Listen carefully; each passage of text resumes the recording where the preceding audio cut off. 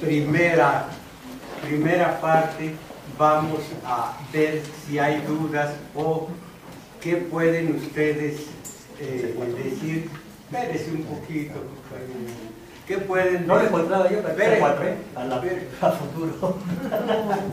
Vaya, si va usted al coche conmigo, ahí le doy un disco. Bueno, entonces,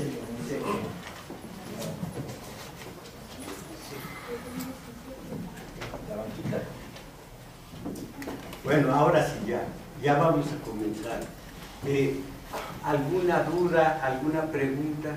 Sí, hágame el favor, por favor, de hablar un poco más a fondo acerca de eso que me llamó tanto la atención cuando dijo que la codicia es algo inherente al ser humano, en el sentido de que para vivir en sociedad, pienso yo, debemos tener, ¿cómo decirlo?, educada ese instinto, si es que lo es, de codicia. Sí, bueno, vale la pena esto porque en lo que vamos a platicar hoy entra ese elemento de la codicia.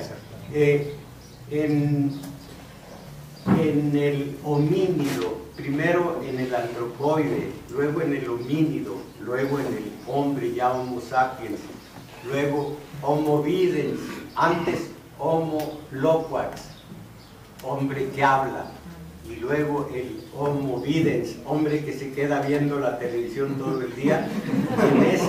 En esa graduación y en esa evolución, el primer hombre, vamos a llamarlo así, el homínido, el primero de nosotros, tenía pulsiones, y ya cuando era un humano se convierte en deseos del espíritu.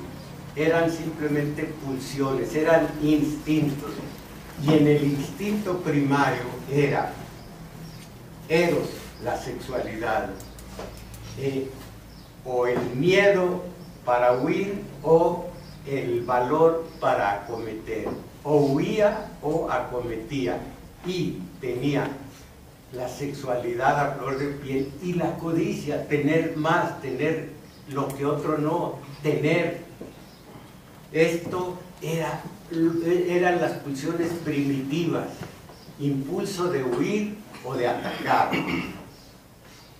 impulso de cubrir, que entonces se decía y se dice desde la Biblia, cubrir a la hembra, y el hecho de apoderarse de una forma de amacizarse sobre el haz de la tierra. Primero tener como pulsión primitiva, pero después ese tener se fue haciendo hasta simbólico, porque entre tanto tienes, tanto vales, comenzaba a cosificarse, que dice Sartre, cosificarse para ser cada vez más, para hacer cada vez más patrimonio, porque como dice Fromm, ser o tener, los que no son intentan tener, es una forma compensatoria del no ser nada.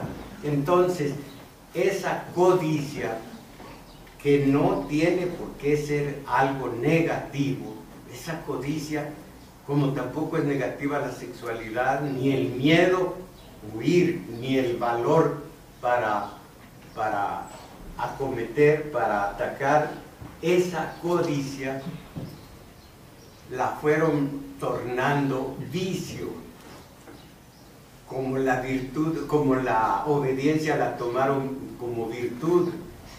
Todo eso son formas de manipulación de sistemas, en este caso uno religioso, y entonces la codicia se volvió de alguna manera negativa, y el decir es codicioso, peyorativo, pero no lo es. Y de todas maneras la codicia allí la tenemos también a flor de piel, y de esas se han valido todos todos los poderes, todos los sistemas, lo primero que se van ya en la parte política es a acuciar, es a estimular la codicia. Nada más piensen las promesas del difunto político de Harvard, todo lo que prometió. ¿Qué significa? Que te está estimulando la codicia, te va a dar empleo, te va a quitar el impuesto al automóvil, la tenencia, te va a bajar los impuestos, te va a bajar el sol y la luna, estimulando la codicia. Lo mismo hacen, como le digo, todas la Lotería Nacional, pronósticos deportivos, todo lo que es el comercio. ¿Qué sería el comercio? Ay, yo vivo, necesito el comercio, por supuesto, para el café, para la comida, para la bebida de agua. Yo no bebo otra cosa. Pero odio la maldita publicidad. Me sale urticaria oyendo en la radio, o cuando me pongo a ver una película y le cambio y veo lo que está pasando en la televisión, esos gritos destemplados, que esto, compre esto, lleve aquello. Asquerosa la publicidad. Están estimulando la codicia. Compre esto, lleve esto. Estos huevos no se pegan.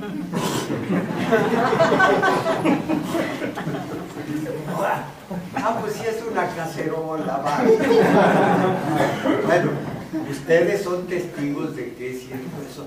Esos gritos. He estudiado sobre la verdad y la mentira, y aquí he hablado muy poco de ese tema, verdad y mentira, y allí, en esos estudios, a fondo se ve tanto embuste, tanta mentira, que tiene como único objeto, primero, estimular la codicia, y segundo, que uno caiga en ese garlito y compre, adquiera, chupe, fume, se unte, se incruste, todo lo que es la publicidad. Esa es la codicia, y todos los sistemas han propiciado, han estimulado la codicia en su provecho personal, nomás pensando en la política. Y hablando de esto, pues en un principio, la edad de oro, bendita, dichosa edad, y siglos dichosos aquellos a los que los antiguos llamaron de oro, y no porque en aquel tiempo abundara semejante metal, sino porque aquel entonces no se conocían los conceptos de lo tuyo y lo mío. Este es el principio del discurso que dice Don Quijote a los cabreros, esto por las 10 de la noche. Los cabreros estaban muertos de sueño. Ay, te hablan tú, güeyes, y que se callen. Bueno, es que en el taller de teoría. No, hombre, el otro, Don Quijote. Bueno, entonces, dichosa edad y siglos dichosos aquellos que los antiguos llamaron de oro, no porque hubiera sino porque no se conocía el tuyo y el mío. Entonces, en cuanto alguien colocó una barda y dijo, esto, lo de adentro es mío, se inició la era de la propiedad privada, y dice, no Voltaire, Rousseau, dice Rousseau, allí comenzó la propiedad privada, y los idiotas que lo aceptaron son la causa de esta perdición. Entonces, allí comenzó la propiedad privada, pero se necesitó que alguien la protegiera. Ustedes saben que ya, más allá de una barda, eso es simbólico. Quiero decir, esa acción es simplemente simbólica, la pone Rousseau en esa situación de posesión de la tierra, pero en realidad ya aquí lo hemos platicado, como los clanes se peleaban entre sí por cuestión de las cosechas de quien había tenido más. Ahí está la codicia. Y los triunfadores mataban a los vencidos, después dijeron mejor que se queden de esclavos. Con eso produjeron más, y al producir más se fueron creando las clases. El que tiene 15 esclavos tiene ya más producción que el que tiene 3 esclavos, y allí hubo esa diferencia de economía entre ellos. Necesitaron proteger esa economía, y para protegerla crearon todo esto a lo largo de siglos. Crearon el Estado. Era un árbitro. Tú eres el encargado de que, teniendo yo más cosechas, no me las robe el que tiene menos. Pues sí, pero ¿cómo le hago yo? ¿Quién me va a obedecer? No, te vamos a dar el monopolio de una fuerza legal que te vamos a proporcionar. Una fuerza legal para que nos creas tú unas leyes, para que vivamos en un entramado legal, y una fuerza legal para que haga de esas leyes un imperativo categórico, que dijo aquel. Entonces, allí nace el Estado, al servicio de quienes lo crearon. Pero traigo aquí, para no citarlo de memoria, este concepto acerca del Estado que dice un filósofo: la sociedad, para vivir mejor, crea como un utensilio el Estado. Luego el Estado se sobrepone y la sociedad tiene que empezar a vivir para el Estado. A esto lleva el intervencionismo del Estado. El pueblo se convierte en carne y pasta que alimenta el mero artefacto y máquina que es el Estado. El esqueleto se come la carne en torno a él. El andamio se hace propietario e inquilino de la casa. Esto en la práctica es absolutamente cierto. Nada más que hay mil formas de explicar ese fenómeno del Estado. Tiene que ser, es un mal necesario, es el árbitro. Pero curiosamente, yo he puesto esta analogía. El 39 constitucional dice que la soberanía es nuestra y esta es nuestra casa, somos los dueños, pero necesitamos, para que vean por la casa común, necesitamos servidumbre. Entonces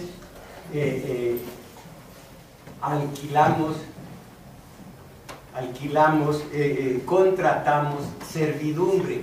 Somos los mandantes y ellos nos sirven, les pagamos. No somos los mandantes y ellos son los mandatarios. Cada sirviente es un mandatario.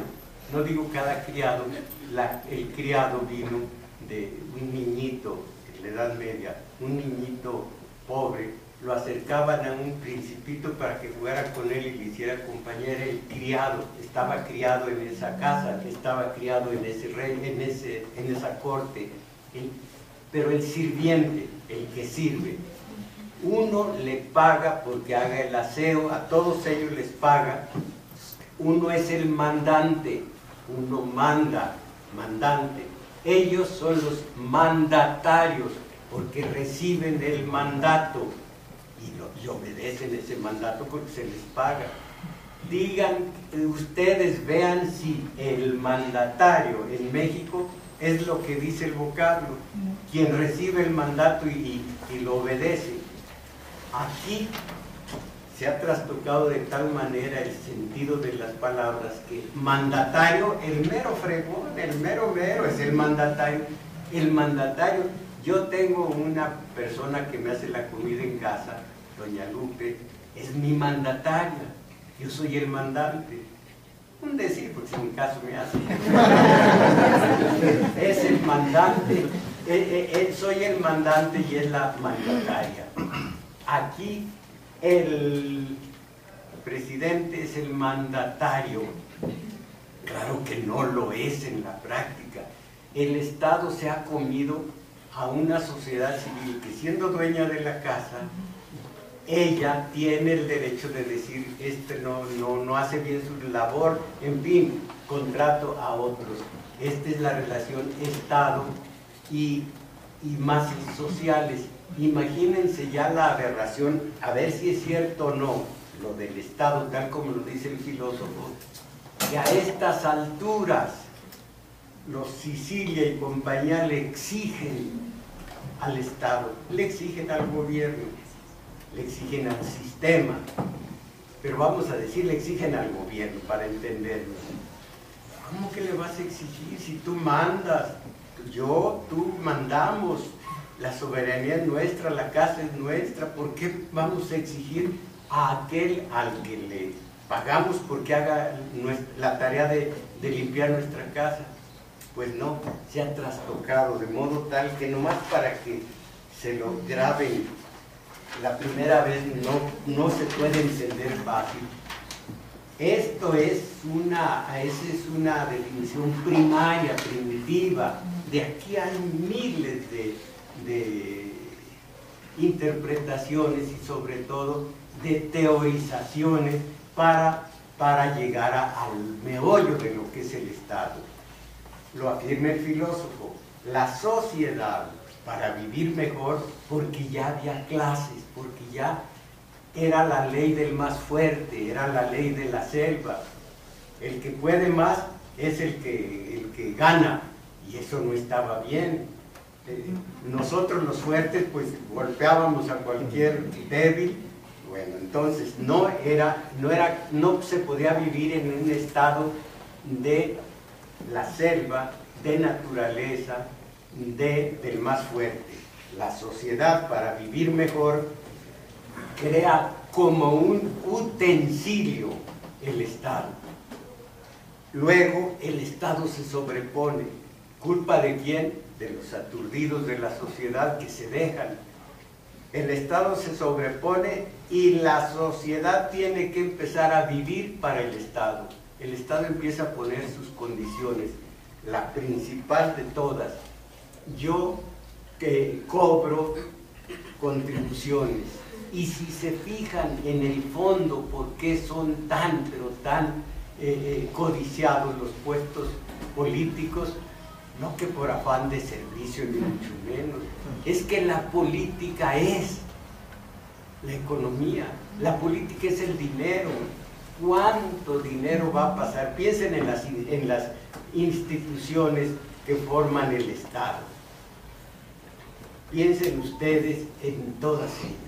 ¿Cuánto pasa por las manos del gobernante, del presidente, de los gobernantes, del IFE, del TRIFE, de derechos humanos, de las ONGs que son unas logreras, no les tengan ninguna consideración?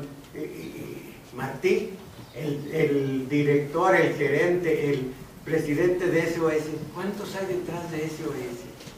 Pero ahí tienen el dinerito que les da el Estado para que tengan una apariencia de defensa de derechos humanos. Los que critican desde la prensa, los que critican al sistema, se les paga porque critiquen sin dar ninguna solución, ninguna propuesta para dar idea de que hay democracia.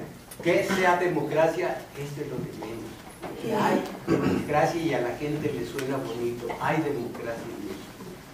Todo esto es puro dinero, esa es la política, dinero. Acuérdense ustedes que hay un refrán que dice, en política, si es cuestión de dinero, es barato. Un problema en política se soluciona con dinero, pues entonces no es problema ninguno. todo lo pagamos nosotros. Piensen en los spots, millones y millones de los de cuando Calderón y los de ahora, todo lo estamos pagando nosotros. Entonces, la política de alguna manera es el arte de manejar los dineros sin caer en la cárcel. Entonces, esto es el Estado, repito, en su definición primaria, y la sociedad tiene que empezar a vivir para el Estado. A esto lleva el intervencionismo del Estado. 2 puntos. El pueblo se convierte en carne y pasta que alimenta el mero artefacto y máquina que es el Estado. El esqueleto se come la carne en torno de él. El andamio se hace propietario e inquilino de la casa. Esto es, en esta forma primaria, el Estado. Y vamos a empezar a hablar del Estado en relación a los trabajadores, y del Estado vamos a hablar concretamente del PRI, de los sindicatos. Fíjense, vamos a empezar con el partido. En el gobierno se decía, pero es el partido del gobierno en realidad. Vamos a poner énfasis en el PRI porque regresó a los pinos, regresó al poder.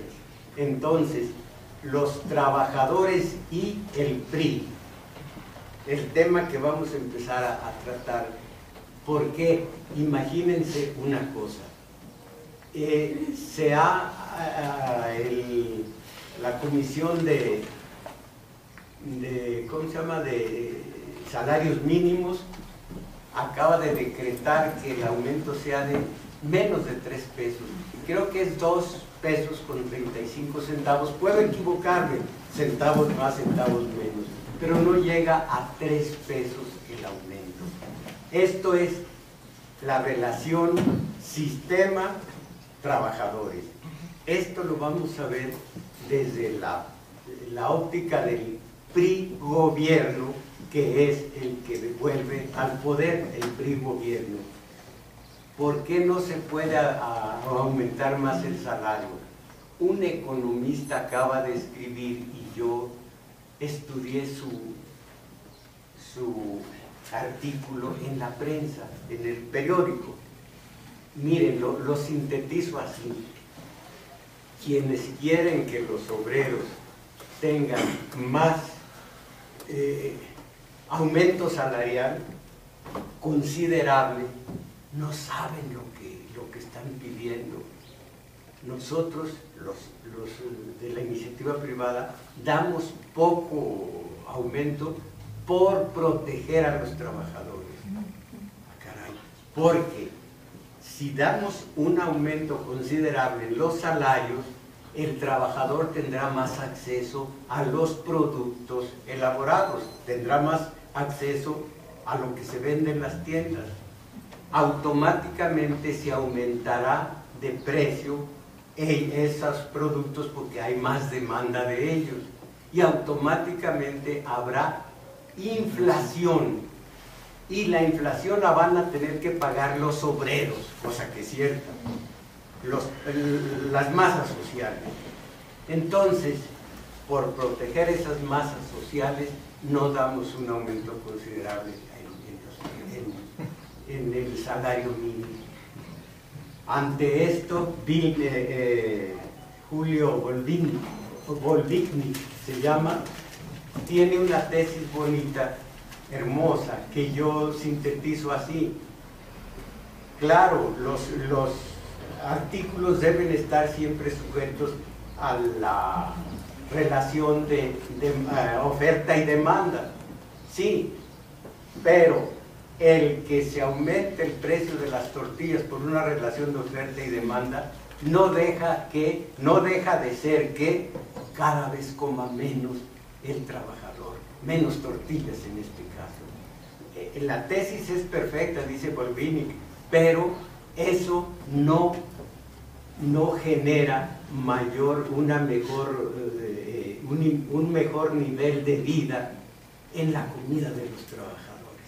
Así que bonitas las tesis económicas, pero no enriquecen para nada la dieta del trabajador en este caso. Estamos hablando del trabajador y el sistema de poder, el gobierno, para entendernos. El gobierno es nada más una parte del sistema entero. Lo he dicho, pero lo voy para que lo memoricemos. Miren, dice Marx que hay una superestructura. Nosotros estamos acá abajo, la sociedad civil, las masas sociales, porque la sociedad civil ya hay una división entre la sociedad civil y el resto. Vamos a decir, las masas sociales estamos aquí abajo. Allá arriba hay una superestructura en donde está el gobierno,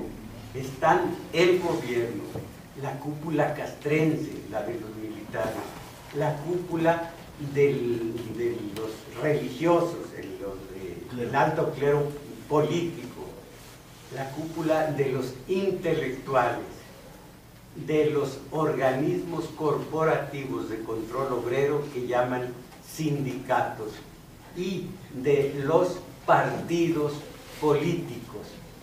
Todos ellos están allá arriba y son un solo cuerpo y medran, ganan de las crisis recurrentes que ellos mismos, con distintos motivos, provocan. Últimamente por el neoliberalismo, provocan crisis que acá abajo repercuten y las pagamos, esas crisis, y ellos medran, ganan con esas crisis. Son la superestructura. Ahora, cuando uno dice, ¿quiénes son? Vamos a ser totalmente esquemáticos. Son los ricos y estos son los pobres. Tienen el poder económico, político, cultural, religioso, social.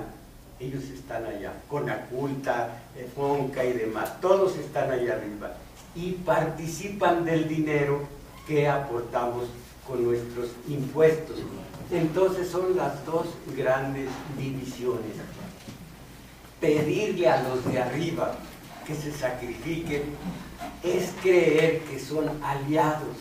Dicen, pero si tú, el voto de todos, pusimos al gobierno en el poder. Primero, ya saben ustedes que no es nada seguro que haya sido el voto, sino el voto de Washington y el de los mega ricos de aquí, el del clero católico, alto clero católico, el de los tres sectores del PRI, el voto duro, el voto cautivo, el voto del ignorante, del obrero, del campesino y del sector popular, no de los intelectuales de la UNAM. Y esos, el sistema de poder está allá arriba, no es nuestro aliado. Lo pusimos nosotros, vamos a suponer que fueron los votos, pero esto está dicho y es clarísimo. Tenemos la facultad de colocar allá arriba al que nos prometió más, al que tuvo un proyecto de gobierno mejor. Somos soberanos para cruzar una papeleta. Tenemos la fuerza de colocar arriba al que queremos. Y luego tenemos la fuerza para hacerlo cumplir lo que prometió. Uno obedece hasta para ir a votar. Y vaya que lo atascan de propaganda. Obedece. Debes ir a votar este domingo. Va uno a votar. Ahora, regrésate a comer si es que tienes comidita y a seguir obedeciendo al sistema de poder. ¿Cuál es el margen de maniobra que tienen las masas sociales? Ninguno. Por ahí surge de vez en cuando un activista que exige a los de allá arriba. Y entre el canadiense, la propuesta, o más bien la analogía del canadiense o la mía, quédense con la que quieran. El canadiense, somos un pueblo de ratones que nos hemos dado, dice en Canadá, nos hemos dado un gobierno de gatos. Una vez ponemos a un gato pinto, otra vez a uno prieto, otra vez a uno blanco, otra vez a uno grisecito, y nunca pensamos que, ponga por favor esta silla, nunca pensamos que pueda haber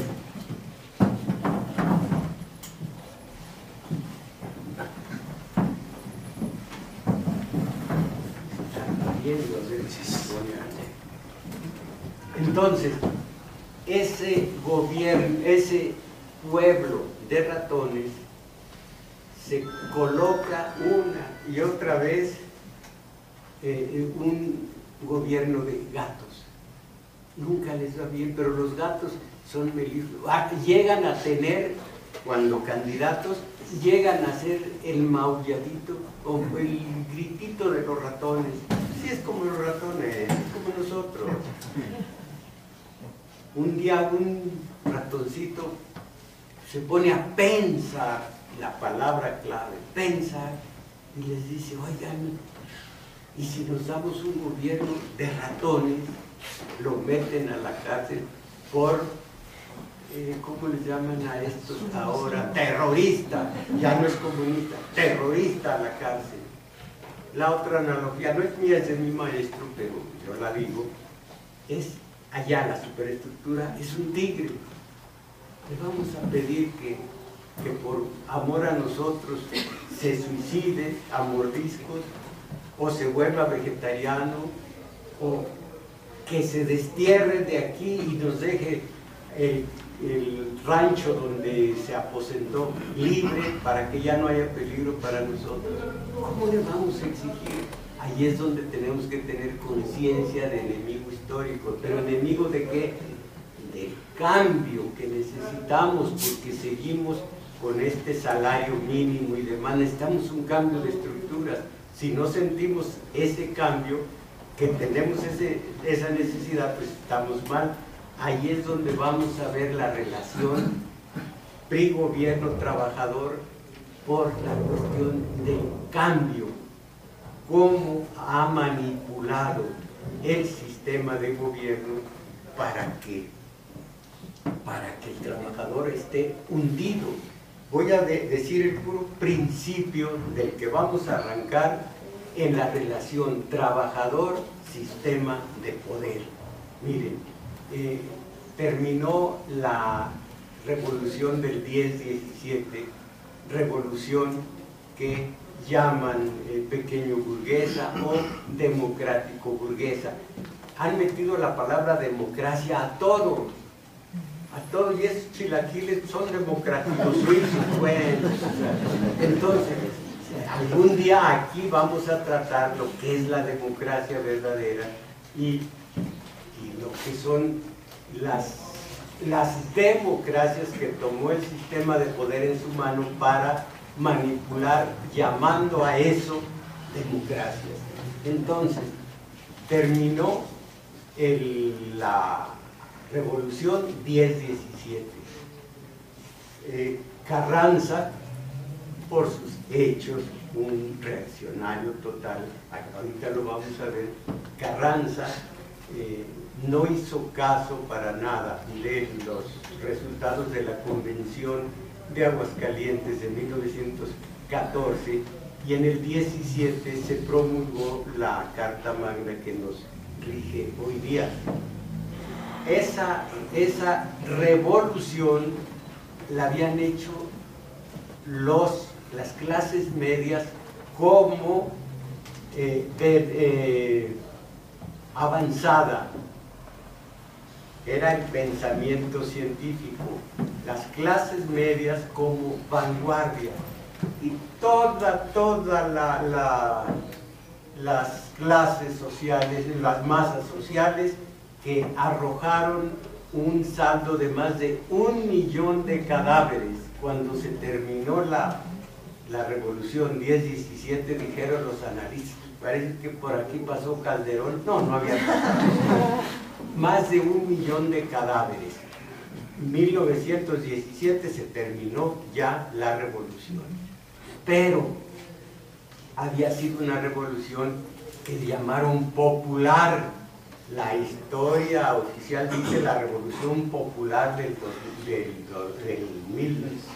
1910-1917.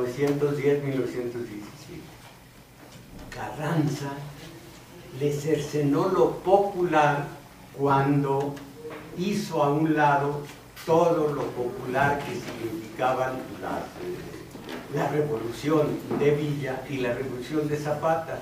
Quitó las propuestas revolucionarias de Zapata y de Villa, que eran populares, y se quedó únicamente con, en su Carta Magna, a la de a fuerza. Pudo vencerse, doblar las manos ante dos artículos que tenían esa esencia revolucionaria. El 27, con todo lo que el subsuelo pertenece a la nación y que después Salinas vino a masacrar. El 27 y el 123, los trabajadores tenían derecho de huelga, tenían derecho también a tener una vida digna y demás.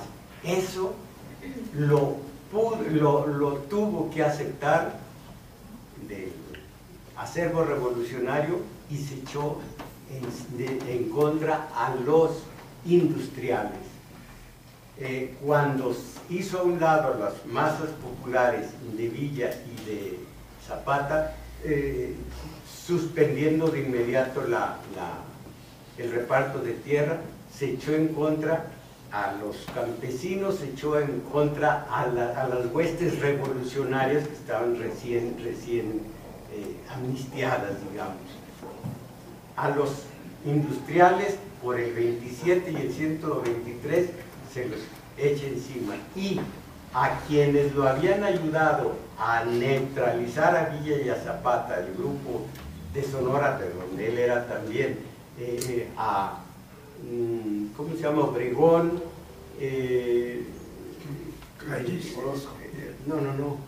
bueno, Adolfo de la Huerta, que era muy importante en ese momento, y algunos más de Sonora, los hizo a un lado. Entonces se quedó solo.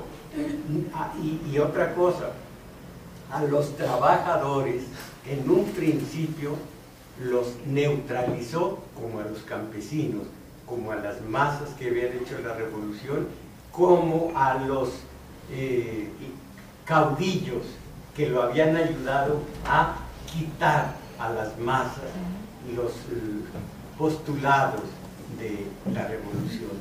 Entonces se quedó solo, y como solo que estaba en el gobierno, cayó de inmediato, lo tumbó es un decir, en Tlaxcalantongo lo mandó a asesinar Rodolfo Herrero, fue el asesino, fue uno de los traidores de la revolución. Murió Carranza. Obregón hizo exactamente lo que Carranza, pero con apariencia de todo lo contrario.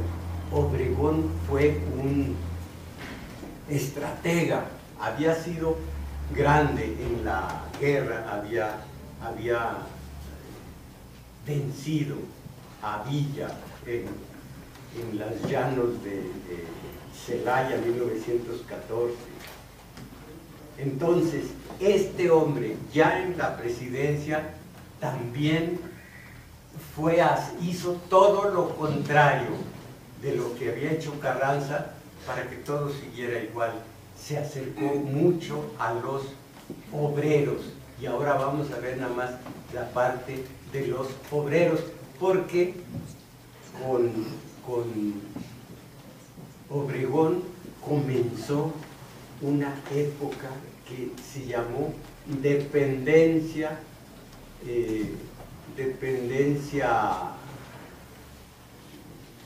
dejen decir la palabra exacta, comercializada, no.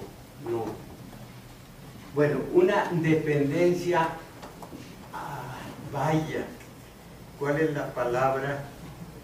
Comercio negociada. Ay, una dependencia negociada. Allí comenzó dependencia negociada con Estados Unidos. Para que Estados Unidos, para que el gobierno de la Casa Blanca lo reconociera, tuvo con ellos, los de la Casa Blanca, los famosos tratados de Bucareli. Entonces, dependencia negociada. De allí en adelante, la dependencia con Estados Unidos sería total, nada más que a base de platicarla, de negociarla, de llegar a un acuerdo.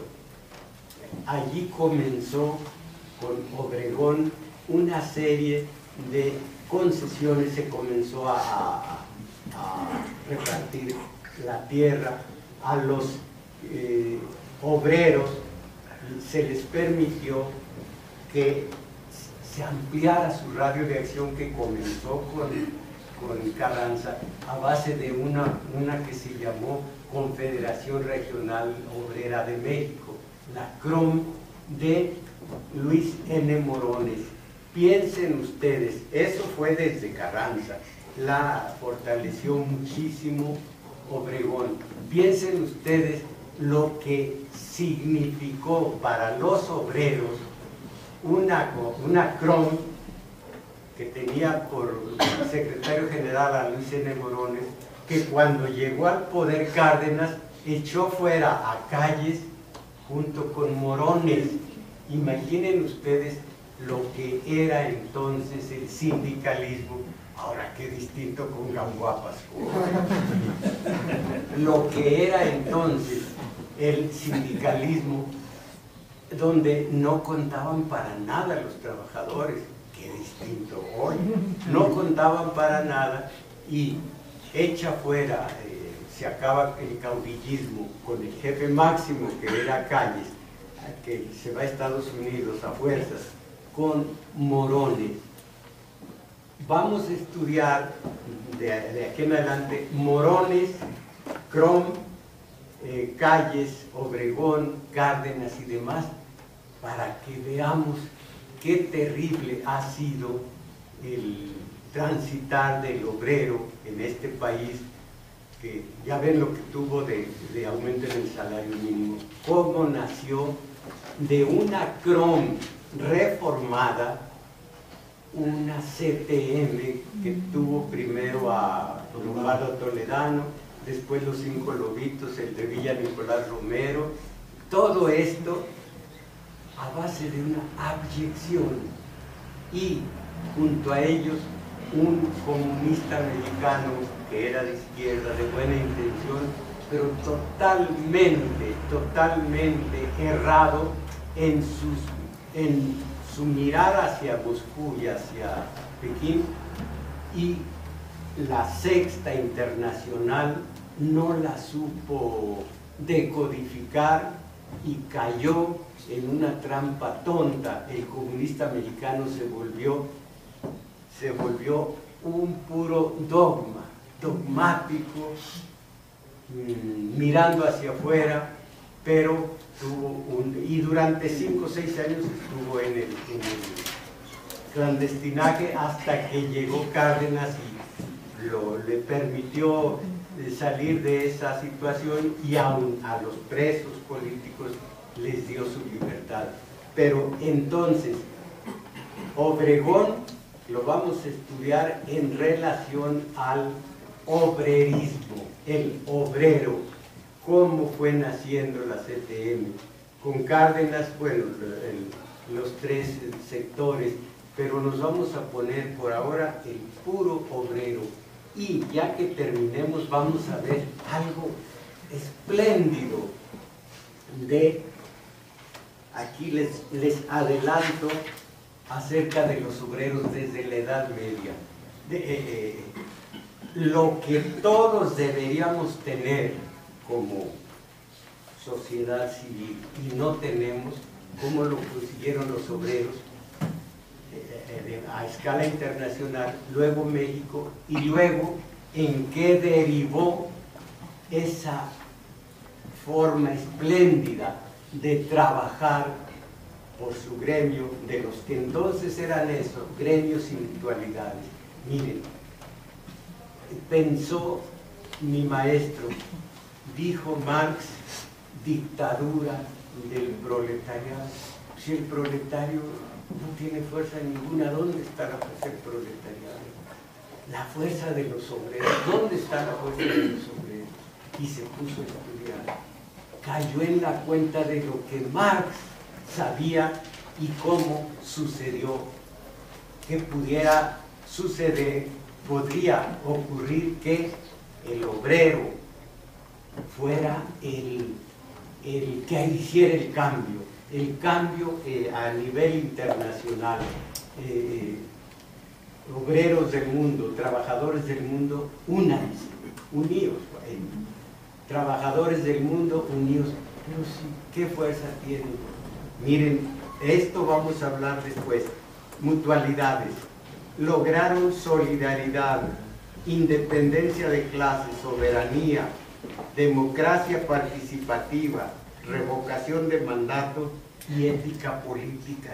Los obreros, teniendo a un lado a los enemigos de clase.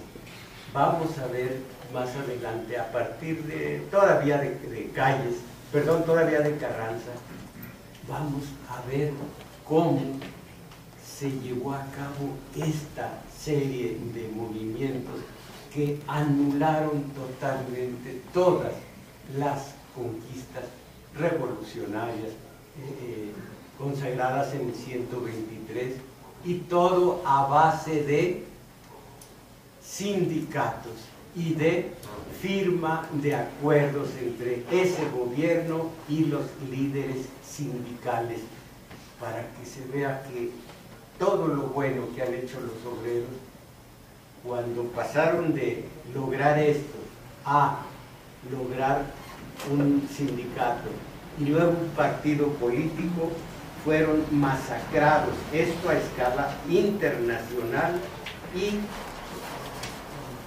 y contrastando lo que es el obrerismo internacional con lo que es el liberalismo, su enemigo histórico.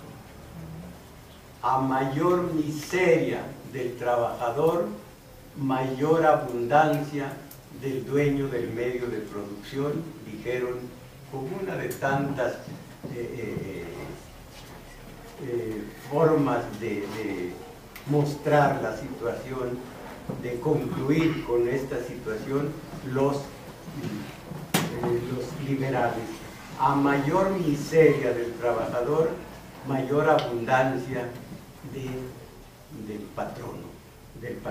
Entonces, esto lo vamos a ver después. Ahorita tenemos el tiempo de preguntas o de reflexiones al respecto. A tratar de aprovechar nuestro tiempo con lo que es somero, con lo que es a lo espartano, nada más las palabras necesarias. Señor, ¿habría posibilidad nuestro de que pudiera usted preparar una memoria de todo el taller para el final, que nosotros de alguna manera le pagáramos los gastos que se pudieran hacer? Ay, pues si quedan los una videos. Memoria de todo el taller para ir consultando y seguir estudiando, porque pues, como usted dice, básicamente no es nada más el que usted nos explique y ya, sino que no, lo vamos a reiterar, pudiera ser, tenemos los videos y tenemos los videos, y antes y después de cada sesión hablarlo, tratar de recordar lo que se dijo, que quede troquelado en uno, si no, no tiene mayor provecho. Y como les digo, buena parte de nuestro tiempo vital lo estamos gastando aquí, que lo memoricemos, que memoricemos todo esto y sepamos que cuando hoy se dio este aumento salarial, ¿cuál es la relación entre gobiernos, industriales y obreros. Eso es muy importante, pero que lo veamos, como les digo, desde Carranza, que es cuando México comienza a ser un país de leyes, entre comillas, un país de leyes, cuando el obrero ya comienza a ver por sus sindicatos, cuando ya hay una relación del poder con los obreros. Y nada más piensen una cosa, hay distintos estados, el estado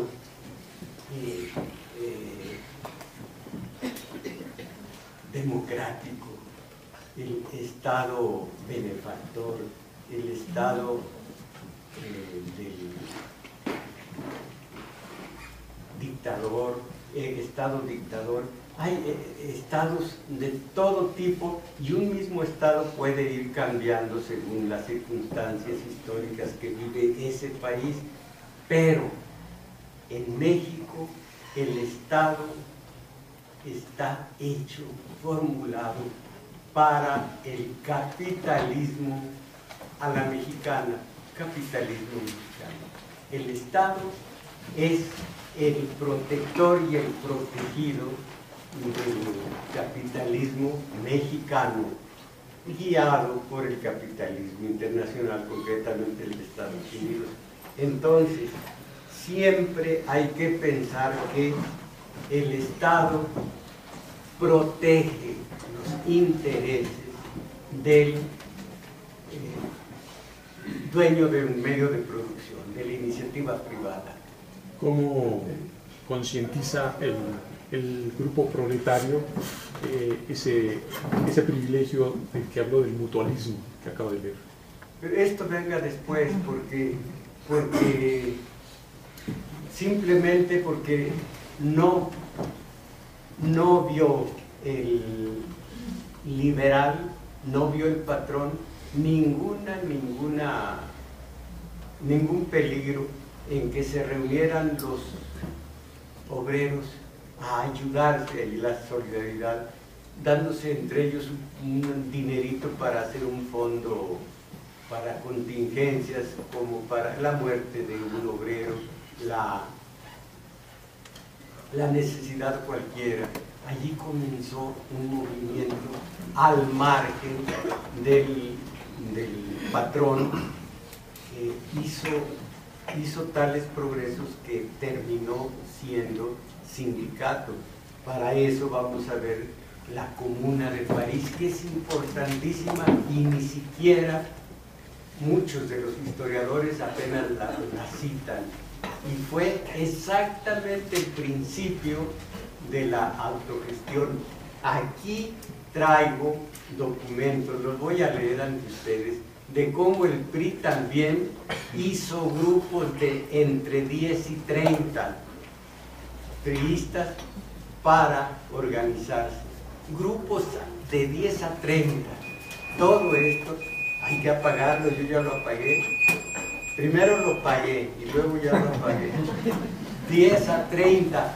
Todo esto, vamos a ver esa relación del trabajador con el sistema de poder, y en este caso fue que no representaba peligro alguno, que en la casa de alguien se juntaban y veían las necesidades de alguno de ellos y daban dinerito para un sepelio, para un accidente de trabajo, y allí comienza todo.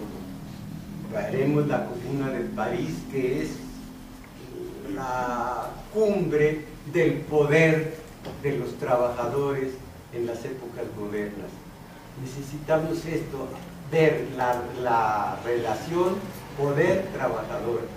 Digo poder porque ya, como vimos la conclusión esta del Estado y la identidad del Estado como enemigo de las clases que lo crearon, entonces ya le decimos el poder, ya por antonomasia el poder es aquel, el de la superestructura. Sí, ahorita que mencionó la Comuna de París, en un sistema anarquista no existe el Estado. ¿qué lo sustituye?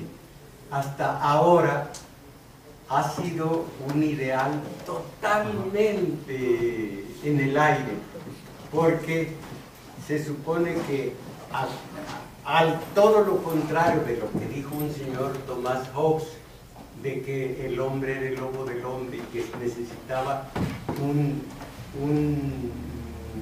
monarca absoluto, el absolutismo, para que pudiera meter en cintura a una raza humana que era intratable, que era o lobo unos de otros. A diferencia de eso, los anarquistas decían, va a llegar una etapa de nuestra existencia, coexistencia pacífica, como dijera Khrushchev, de modo tal que no se van a necesitar ni leyes ni quienes las apliquen. Y entre los anarquistas mexicanos, el más famoso, el que respeto, Ricardo Flores Magón. Usted mencionó un personaje que dijo que no decodificó la Sexta Internacional. ¿Y qué dice la Sexta Internacional? En este sentido no la decodificó, que hay fascistas, hay el horror que existe hoy día, el democrático burgués, la democracia social. Dijo la Sexta, la democracia social tiende no al cambio, sino a la alternancia, y eso es fatal, y los demócratas sociales son nuestros enemigos, y debió haber visto quiénes eran demócratas sociales, y él los vio como fascistas. El comunista mexicano no eran fascistas, eran democracia social. Esa democracia social hoy es la de este gobierno, la de este PRD de la nueva izquierda, de Francia, de China, comunistas, democracia social, que dicen que la alternancia, poco a poco, lo que se llama gradualismo, va a ir haciendo que llegue el obrero, en este caso, a un estado de bienestar. Pero dijeron, Lenin dijo, nada de socialdemocracia, comunismo. Pero pues el comunismo aquí lo satanizaron, cuando el comunismo es lo primero que hubo en este mundo, y cuando el comunismo está en la Biblia. Fíjense que hay estudios profundos de Marx y la Biblia, que coinciden en tantas cosas, coinciden en muchísimas, entre otras cosas en lo de que Dios daba el maná del cielo, se comían todo lo que querían, el resto se echaba a perder, no podían guardarlo, no podían poner almacenes. Decía un judío, yo quiero hacer un mol con lo que no, ni moles, decía Dios, ni moles. Y entonces, esto en los viernes tomaban para sábado y domingo, digo para viernes y sábado, y entonces eso lo tomó Marx y dijo, de cada quien según sus habilidades, a cada quien según sus necesidades, de modo tal que dos trabajadores, un jovenazo y un ancianito, se ponen a trabajar 8 horas. Al final se le da 10 pesos al joven, que es soltero y muy fuerte, trabajó 3 veces más que el otro, 10 pesos. Al viejo que tiene esposa, hijos, y algunos de los hijos son de la propia esposa, los demás naturalmente son de fuera, le da 50 pesos. Y dice el joven, pero si trabajó menos, sí, pero necesita más. Ese es el maná, de cada quien según sus habilidades. Un joven, trabajar mucho está fuerte. Un viejo, poquito, ya no está para mucho. No. Bueno, vamos a 2 días de trabajo. Porque qué mal lo interpreta, no está para muchos. días de labor. Bueno, entonces el joven recibe menos aunque trabajó más. Y otra cosa, de cada quien según sus habilidades. Si este es pintor, si este es poeta, no se le puede poner a cavar zanjas. Entonces, ahora, dijo Marx, la dictadura del proletariado, de los pobres, es lo mismo de la Biblia. Bienaventurados los pobres y demás. La Biblia dice que el pobre se va al cielo. Marx dice que el pobre es el que va a tener la dictadura, quiero decir, el poder. Hay mucha semejanza. Lo único que brinca entre Marx, la Biblia, y algunos humanos es los que acaparan el dinero. En este caso, los burgueses que se toman una filosofía liberal, económica, economicista, y entonces esos sí no tienen cabida. Dijo Jesús, primero pasa, no un camello, eso está mal dicho, primero pasa la soga con que se ata un camello por el ojo de una aguja, la soga que un rico en el reino de los cielos. Claro que hay que interpretarlo, no es tal cual, pero vea usted cómo Marx está en consonancia con la Biblia en lo que respecta a los que todos tienen y los que carecen de todo. Así que no digan pasa un camello, no, la soga de un camello por el ojo de una aguja. ¿Por qué en el sistema de poder, la clase empresarial sobre todo, se beneficia de las crisis económicas que ellos mismos propician? Que el obrero que gana menos, o sea, tener menos dinero, no puede adquirir los productos que ese empresario hace. ¿Por qué? Porque ya no se piensa, ya el radio de acción de esos industriales no es local, ni siquiera nacional. Ya no hay fronteras para sus productos, entonces se desparraman por todas partes. Aquí, en la frontera, cerca de 500 mexicanos mueren cada año al tratar de pasar a Estados Unidos. Pero las mercancías pasan todas. Esa es la diferencia. Entonces, de tal manera se ha vuelto universal, exagero, universal, cósmico, bueno, transnacional, el producto de los industriales, que ya no les interesa el mercado local. Dijo Woodrow Wilson, nuestros productos tienen que ir a todo el mundo, y el país que le ponga fronteras a nuestros productos, ese país es enemigo nuestro. Y lo dice el imperio. Es tener conciencia del enemigo histórico. Es lo siguiente: usted tiene conciencia del peligro que corre con un tigre, del peligro que corre con una serpiente venenosa. Si usted tiene conciencia de cambio, tiene conciencia de quién se opone al cambio. Mire, en México tenemos necesidad del cambio. Mire cómo vive todos, menos unos cientos de miles de ricos, la superestructura.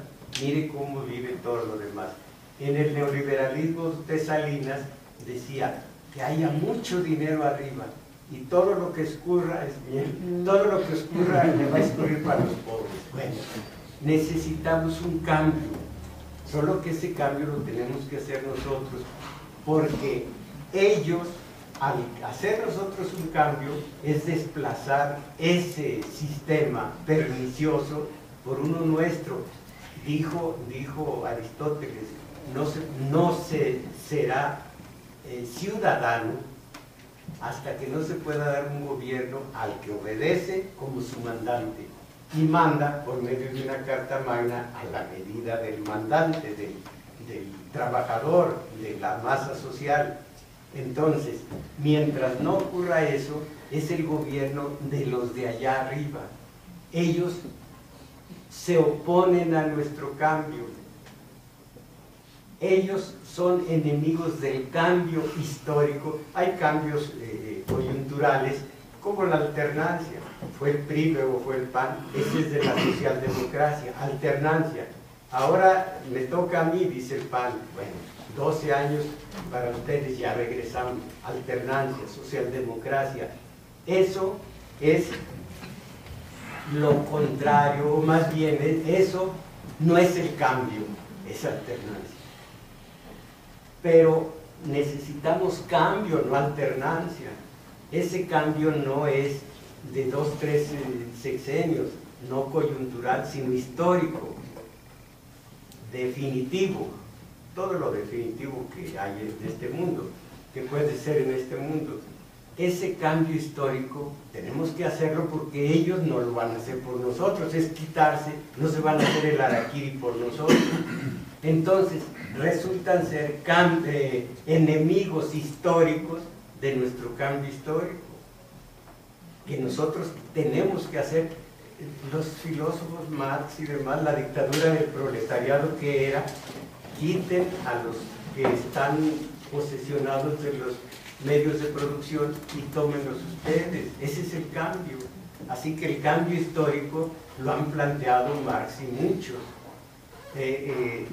Enemigos de ese cambio histórico, pues el propio dueño del medio de producción, la superestructura, enemigos del cambio histórico.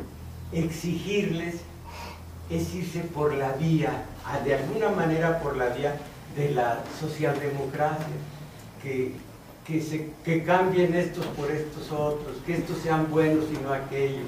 Esa esperanza de todos los sexenios la infunde el propio enemigo histórico.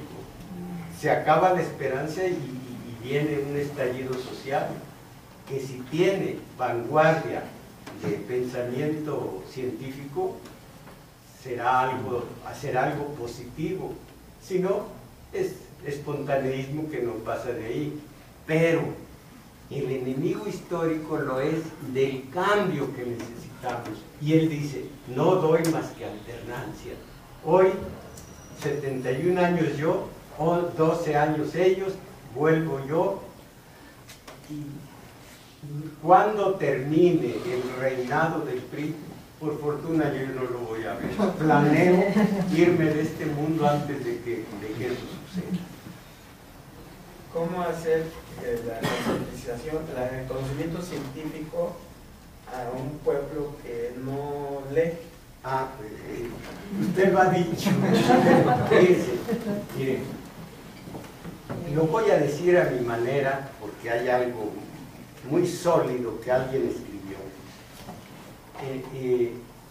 Aquí afuera hay acción sin conocimiento. Dentro de la UNAM hay conocimiento sin acción.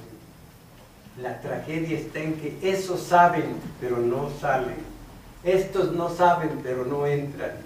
Son dos medias naranjas que no se unen. Una revolución necesita la masa social y el conocimiento científico. De otra manera no vale nada. El puro conocimiento científico es estéril.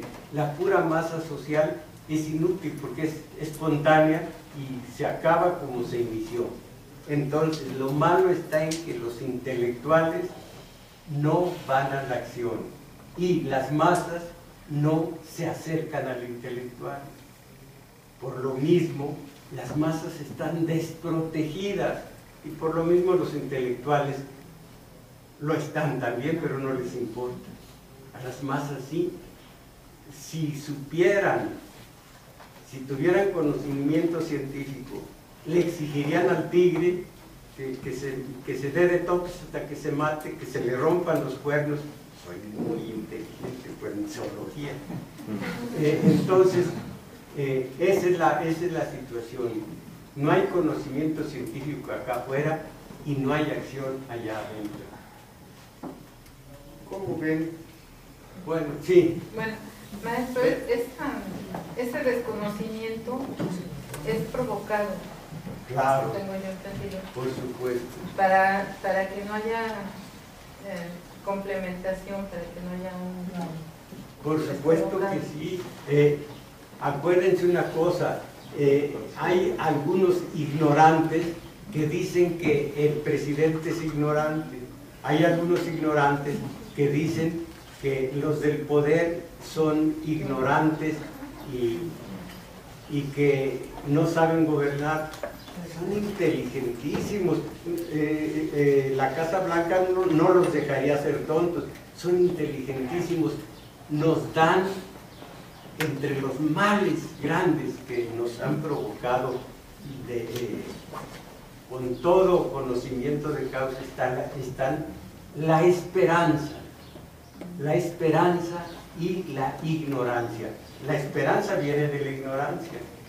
¿Cómo voy a esperar en el tigre? Tú espera en mí. El tigre dice, tú aguanta, espera, porque ya mi hijo tigrito está creciendo y va a hacer el papel que yo hago ahorita que ya no puedo correr. Entonces, ignorancia y esperanza son los dos ejes de nuestra perdición, pero ellos son los que nos dan esta educación pública y son los que nos atascan la codicia de esperanza. Maestro, yo quiero preguntarle si los intelectuales, específicamente los escritores de este país, son copados o comprados por el Estado. Sé que no me va a dar nombres, pero sé que usted conoce desde hace 50 años mucha gente que ha sido, es mi suposición, copada por el gobierno. Y se callan, no pueden decir una sola palabra con compromiso político, social, porque demerita su labor estético, así lo dicen ellos. Son intelectuales orgánicos, todo poder, como antes los monarcas tenían su corte, así ahora todo poder, en este caso el de México, tiene su corte, claro que sí. Son conocidísimos, todos ellos reciben prebendas, dinero, premios, qué terrible la palabreja. Premio solo vale para los de PREPRI, creo que no hay PREPRI, pero no para nosotros. Un verdadero hombre, un verdadero varón, se sabe siempre por encima de los premios. Sí, los intelectuales orgánicos ahí están, los oye, los ve, y con su difundiendo la versión del sistema entre los ignorantes. Oiga usted a algunos compadritos hablar de política y están reproduciendo la versión de los intelectuales estos, que es la del sistema. No hay conductor de radio o de televisión o de periódicos, o articulista de periódicos que no tenga dinero a pasto. Hay sus excepciones. Todo viene de allá arriba. Precisamente la prensa es parte, y no lo dije, se me olvidó, es parte de la superestructura, pero antes era una parte supeditada al poder, ahora es el poder. Aquello del tigre Azcárraga, la televisión, bueno, mi negocio es soldado del presidente, ahora se ha tornado lo contrario, el presidente es soldado de Televisa y la radio también de Azcárraga. Entonces, es todo un poder, y esa industria del periodismo tiene sus operarios y todos reciben la línea de allá arriba. Imagínense, el Estado, que somos todos, le da concesiones a los medios, las ondas hertzianas y la radio, todo, y el papel periódico, todo es del sistema, todo es del Estado. Lo concesiona ese Estado, concretamente el gobierno, a los Azcárraga, los Salinas Pliego y demás. Ellos de tal manera están, por una parte, obligados a quienes de esas concesiones, y por otra, tienen tal poder que son los que mantienen el poder de la presidencia, del sistema, que unos y otros hablan el mismo idioma, el mismo lenguaje. Entonces, esos que dicen libertad de expresión y que el periodista sea libre, no saben lo que están diciendo. Cuando un periódico se pusiera en contra del poder del que forman parte, o una radio o una televisión, simplemente le hacen lo que limpiamente Chávez a los desgraciados ¿cómo se llama? De Venezuela, reaccionarios asquerosos. Se les terminó su concesión a retiro. Nadie puede decir que violé la ley, ya no se las renuevo, ya se les terminó, aquí me quedo con él. No se los quitó antes. Eso aquí no sería posible, porque hay un lenguaje gestual que me dice mi maestro acerca de cómo los medios, la industria del periodismo tiene al presidente y cómo tiene el poder a Cárdenas desde que su hijo Lázaro Cárdenas Batel estuvo en Michoacán y hizo las cosas. Los medios tienen al presidente y tienen a Cárdenas, lenguaje gestual. Así que todos los medios son parte del poder, y ya no digo se rinden al presidente, el presidente ya es gerente general de Casa Blanca, se rinden al sistema total del que forman parte, y ellos que viven del sistema, viven del Estado, porque el Estado les da las concesiones, ellos tienen una obligación gozosa para ellos de tener sus voceros en la radio, en la tele, en los periódicos, para convencer a ignorantes. Ese es el papel de estos medios, que son contrarios, son enemigos de nosotros, pero la ignorancia hace que no veamos la serpiente, el tigre o el gato si somos ratones. Pues, Maestro, yo quisiera hacer una aclaración ahorita que se refiere a los medios. Yo tuve la fortuna de trabajar desde los 17 años en los periódicos, toda mi vida he trabajado ahí. La última vez en Excelsior, ese medio se pierde por la ignorancia de los compañeros, está en pleito todavía, y es difícil que ya cuando está usted en las nóminas, entonces tenemos una nómina de 1.400 trabajadores, y había que pagar los salarios. La competencia fugía con 200, con 300. El poder, si usted está en contra, es decir, el director, usted sabe que son los que se llevan los salarios, pero quiere que se lo doblegan a los periódicos. No hay forma. La publicidad, si usted se ataca a Coca-Cola, pues no le dan las planas. Si usted habla mal de los robos en Liverpool, pues no le dan publicidad. La gente no está educada a comprar periódicos, no se sostiene un periódico. Excelsior llegó a tener, sería 44,000 ejemplares de suscripciones. La prensa vendía $500,000 de pesos.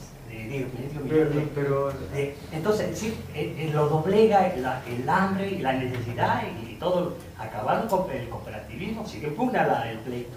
Y los señores se quedaron con todo el trabajo de esos cooperativistas, que creo que es la mejor forma en que se justificaba la calidad de cada quien y se le pagaba de acuerdo a lo que, y a las ganancias repartían.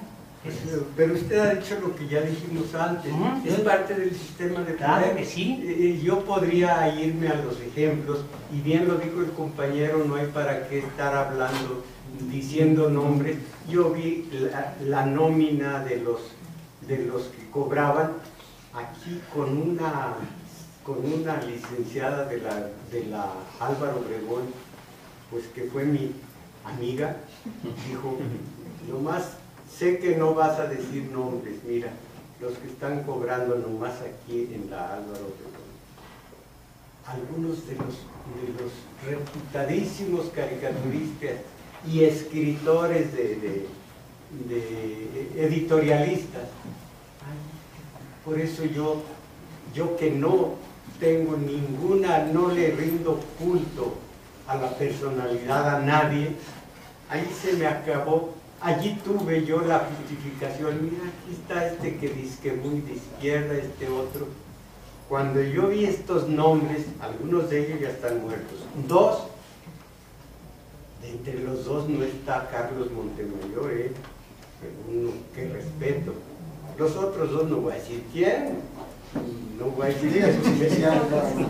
Bueno, los puros iniciales, pero por favor, Germán de esa y no malas. Esos son, bueno, parte del sistema de poder, y allí estaban consignados la esposa de, este también ya se murió, el de Hidalgo, la esposa de, vi cuánto en la nómina cobraba. Una vez me contó un caricaturista que fue a visitar a su amigo Pancho Liguori. Esto ya tiene años de ocurrido. Pancho Liguori, ese se estaba bañando, llegó y dice, ahorita salgo, espérame. En eso tocan, oye, pero te llega aquí un sobre, pues recíbelo. ¿Y de qué es? Pues que Margarita López Portillo. A ver, ya sé lo que es, a ver, ábrelo. Bajo de billetes, déjamelo ahí, ves lo de cada X tiempo, cada mes. Todos estaban en esa dinámica. Yo trabajé con caricaturistas que ganaban, es una miseria. Y un amigo mío ya tenía 2 casas y me dice, tú, pero güey, dicen algo que yo nunca entenderé. No seas romántico, hay que ser realista, no romántico. Mira, me explican y hasta me dijeron, a lo mejor el que reparte estos chayos te tiene en la lista, y como tú no, pues a lo mejor él se queda con lo tuyo.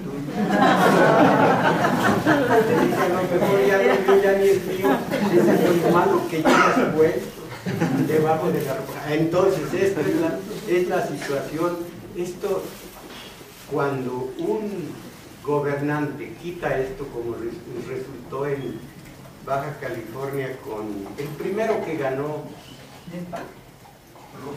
Rufo, Ernesto, quitó los chayos y así le fue, y así varios. Dice, conmigo no va a haber chayos, no, se les echan encima, porque los periodistas de esta ralea no están por el sueldo, Se me figura aquel jovenazo al que le consiguió chamba de vaciar todos los teléfonos públicos cuando era de 20, todos los teléfonos públicos, le dieron la llave y vacíalos. Pasó un mes y le hablaron, ¿qué pasó? ¿No ha venido a cobrar? Y él contestó, que todavía me pagan. Así es esto. Le diga el director, pase por su cheque a un articulista, que todavía nos van a pagar. Ellos tienen, saben lo que López Dóriga tiene de capital, han leído, residencias en Costa de Oro, en Costa de Azul, en España, aquí, dinero por todas partes. Es natural. Son los que hacen el trabajo sucio y la obra negra del sistema de poder. Y déjenme terminar con la frase de mi padre. Pero mi hijo, no me admiro de ellos, me admiro de ti, que eres un aturdido. Acuérdense, somos los dueños de la casa. Cuando nos quejamos de nuestros sirvientes, estamos befándonos a nosotros mismos. Esta plática y las que vienen de la relación obrero-patronal, o más bien obrero y sistema de poder, somos nosotros. Nos vence por nuestra pura ignorancia y esperanza. La única esperanza que yo conocí,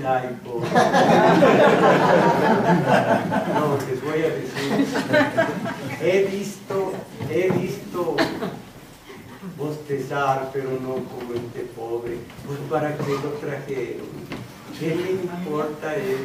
Se dan las bostezadas.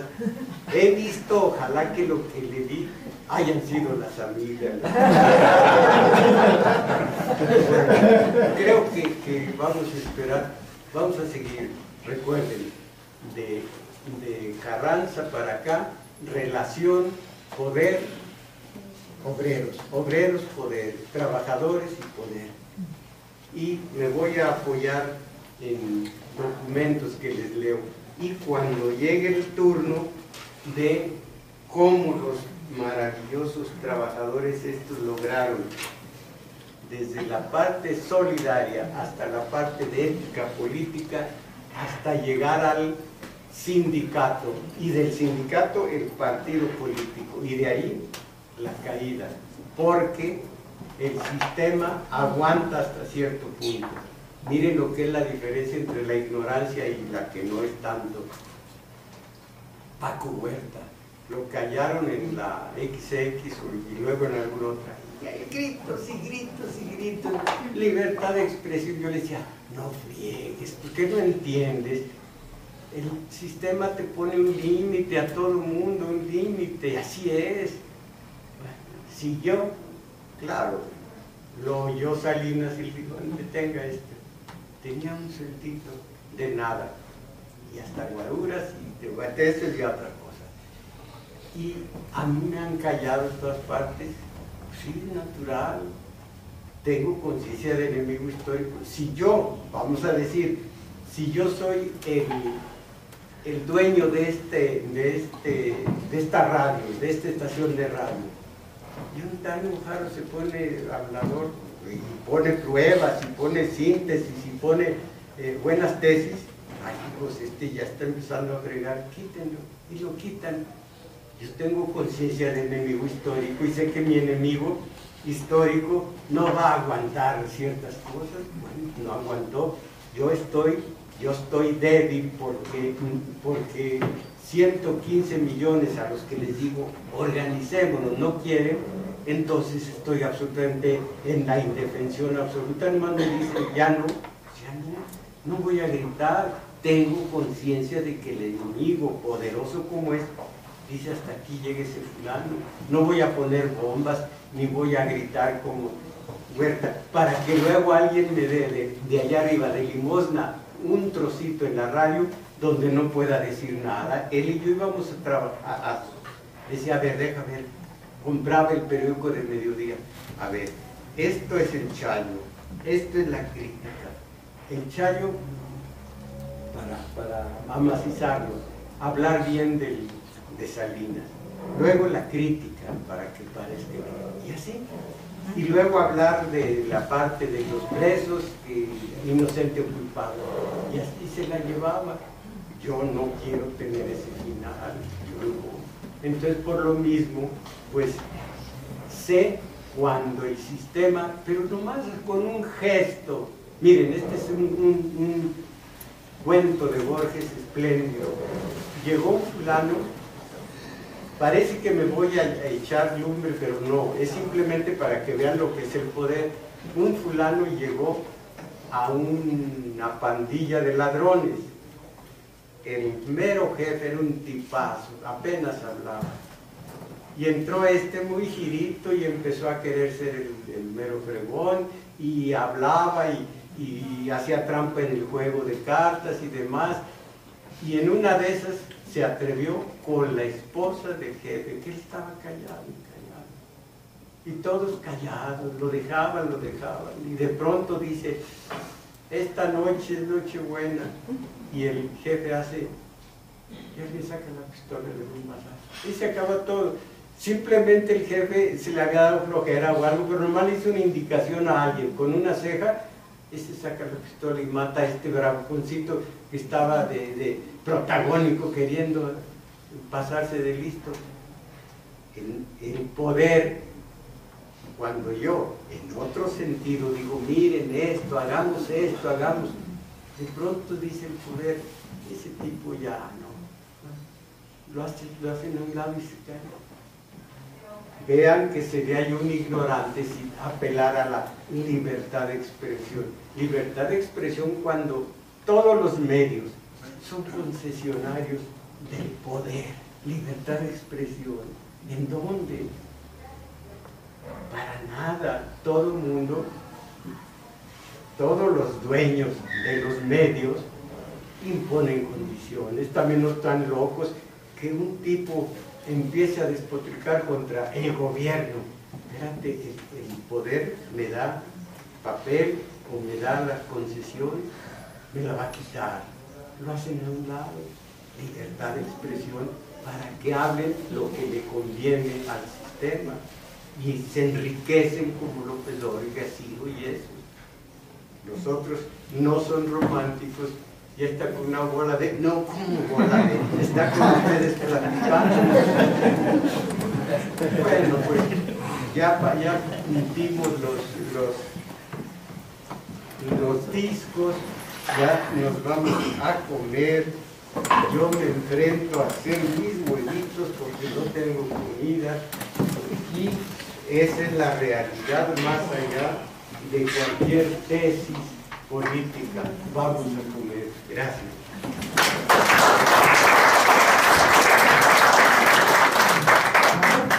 Acuérdense cuál es nuestro tema dentro de 8 días para